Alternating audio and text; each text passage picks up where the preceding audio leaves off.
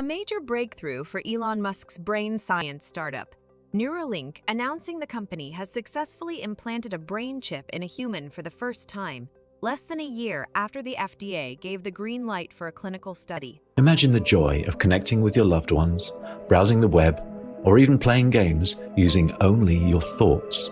Neuralink says the implant is intended to record and transmit brain signals wirelessly to an app that decodes movement intention. In other words, controlling a phone or computer with someone's thoughts. That's the product's name, telepathy. Musk posting on his social media platform X.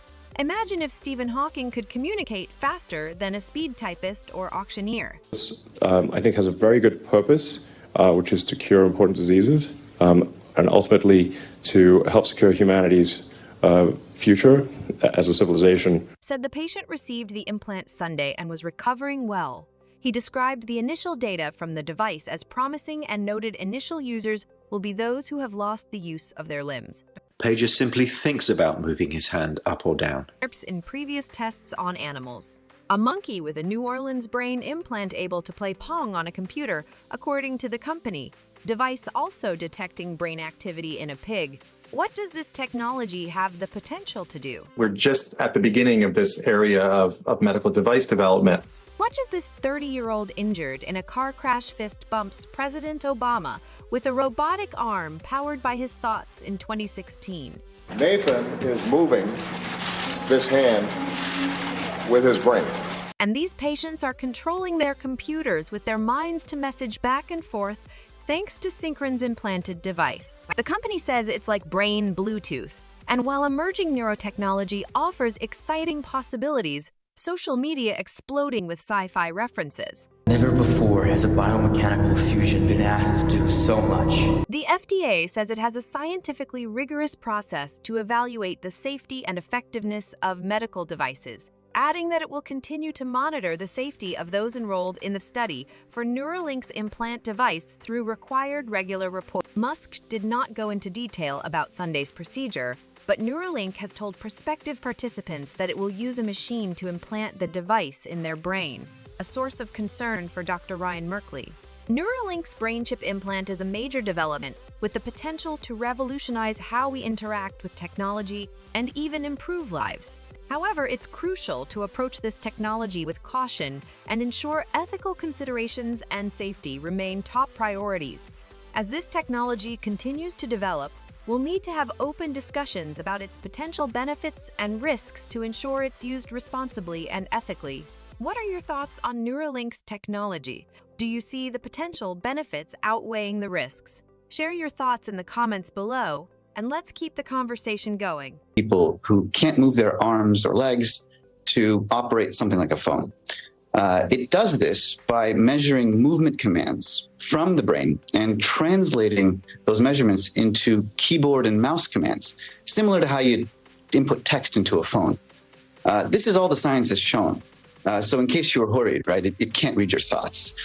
This is the commercial translation of decades of scientific research in animals and in human studies, some of which happened right here at Stanford that I helped lead to make this technology. Potential applications is to help control, for example, robotic arms or robotic limbs. There's even been some scientific studies in university settings that use these devices to stimulate arms and legs, muscles in the arms and legs that are paralyzed, to help move again. So again, very early stages, we're working on it. But the hope is that is really only designed to read from the brain.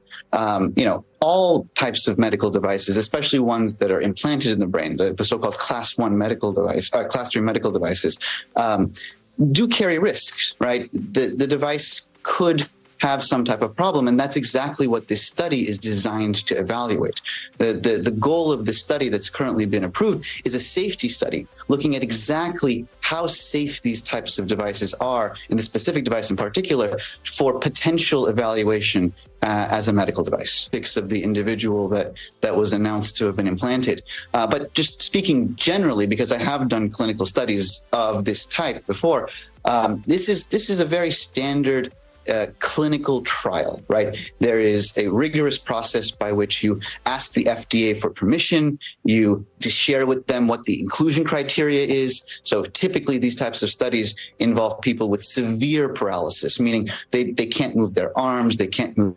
There's usually the result of either some type of neurodegenerative disease that slowly erodes their ability to move, or some type of injury like a spinal cord injury that has suddenly severed their ability to control the rest of their body. And those are usually the types of what are called inclusion criteria, sort of the type of the person with certain types of physical disability that's required before you can be considered for a study like this. This kind of thing takes a very long time. And when you say hit the public, I want to be very clear.